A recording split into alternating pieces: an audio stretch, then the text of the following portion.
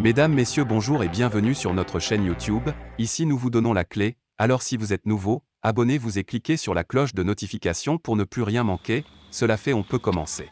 Relation Afrique-France. Éclairage sur le sentiment anti-français qui gagne du terrain dans les pays francophones du continent. Simple trou d'air ou rupture consommée.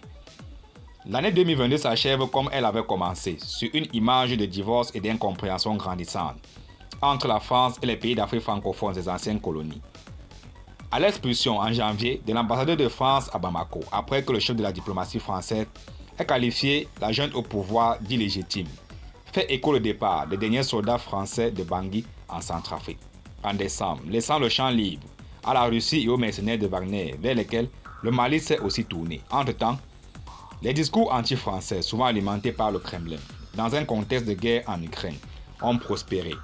À Ouagadougou, Bamako, Djamena ou Niamey, les pancartes France dégage se sont installées dans les manifestations. Face à ce rejet, Paris est apparu diminuer et les efforts d'Emmanuel Macron pour montrer que dans la crise provoquée par l'invasion de l'Ukraine, la France se tenait aux côtés des pays les plus vulnérables à travers, par exemple, les initiatives comme la FARM, Food and Agriculture Resilience Mission, se sont avérées bien insuffisantes pour reconquérir les cœurs.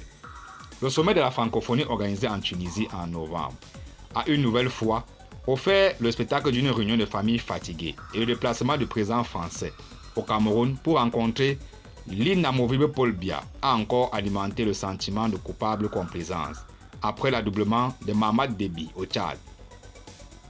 La déception n'en est plus que grande aux yeux des jeunes Africains qui avaient entendu et certainement voulu croire aux promesses de rupture faites par Emmanuel Macron à l'université de Ouagadougou en 2017.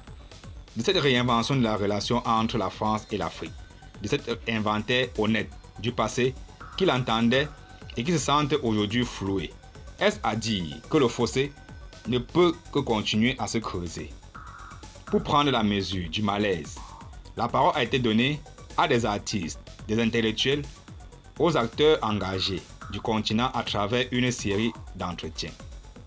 Jeunes ou moins jeunes, enfants des indépendances ou nés dans une Afrique mondialisée. De Dakar à Djibouti, en passant par Tunis, Douala, ils disent leur soif d'une relation plus équilibrée, plus respectueuse aussi, sans dissimuler la responsabilité des dirigeants africains dans le bilan qu'ils dressent de la situation de leur pays. Merci et à très bientôt pour la prochaine information. Et surtout, abonnez-vous si vous êtes nouveau pour ne plus rien manquer.